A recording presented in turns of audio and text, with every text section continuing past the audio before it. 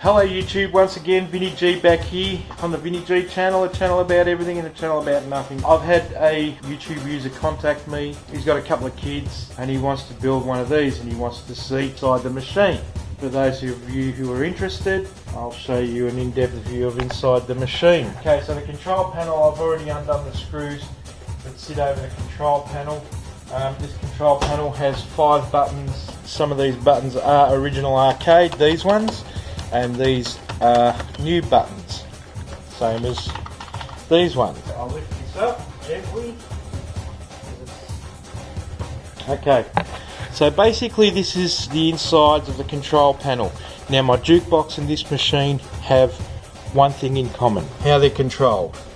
They're controlled with an iPack, which is that device there. I only use iPack. Look, it's probably the most reliable. The iPack comes with many options, also light controllers and things like that for your buttons if you wanted to put lights in the buttons and all that sort of stuff. So basically each button, it's a switch, it's a what would you call it, a little micro switch. They look like that, and that's what basically controls the pulse.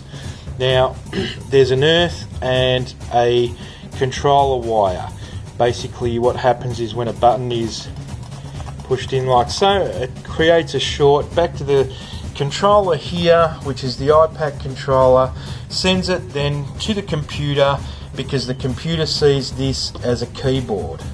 That's all it is, just that. Okay, so let's take a look down inside the machine and I'll show you.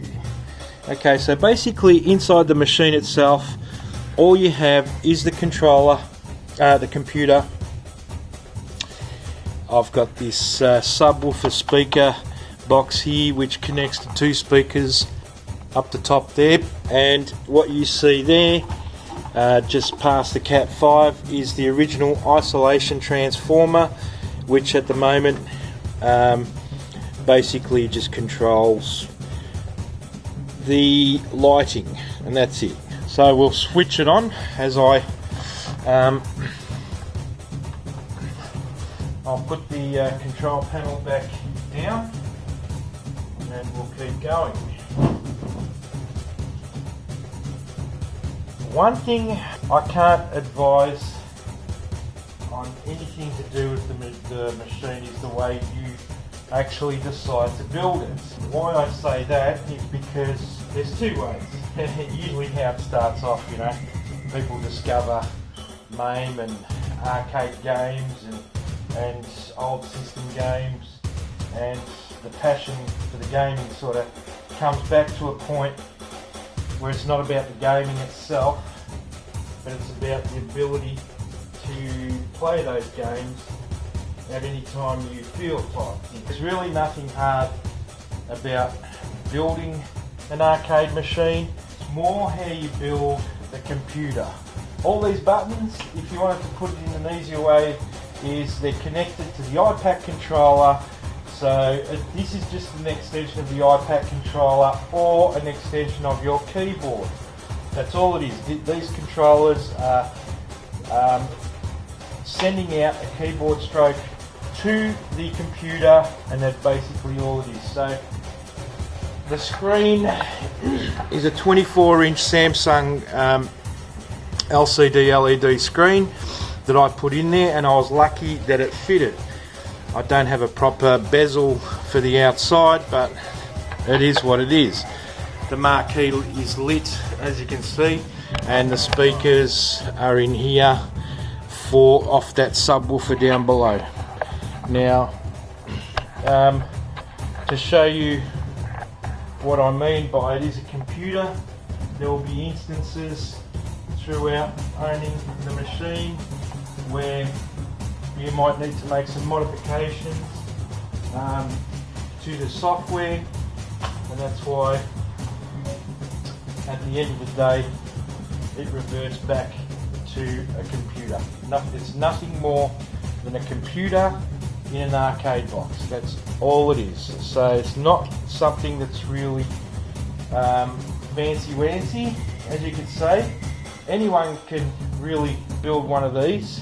One of the most important things to building one of these is actually having a decent computer, in the sense of, you know, maybe an i5 processor is what I'd recommend in the least.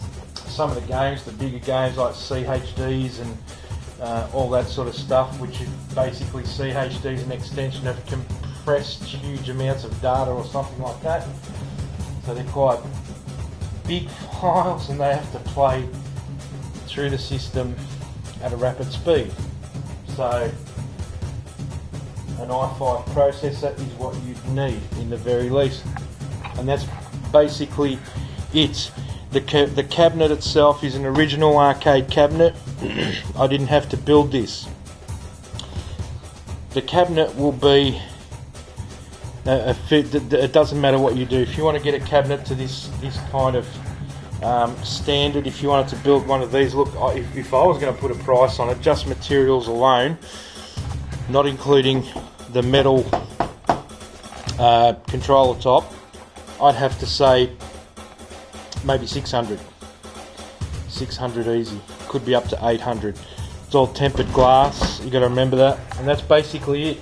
It's not a really hard project to take on, but it's one you have to see through to get it working. So I hope that helps you in what you've seen. If you have any questions, you can always ask. I'm going to leave some links in the description down below, and I'll let you know who they are, and probably those links there would be very helpful in your mission to building one of these. Thank you for watching. I hope you enjoyed it, and as I said, any questions, just ask.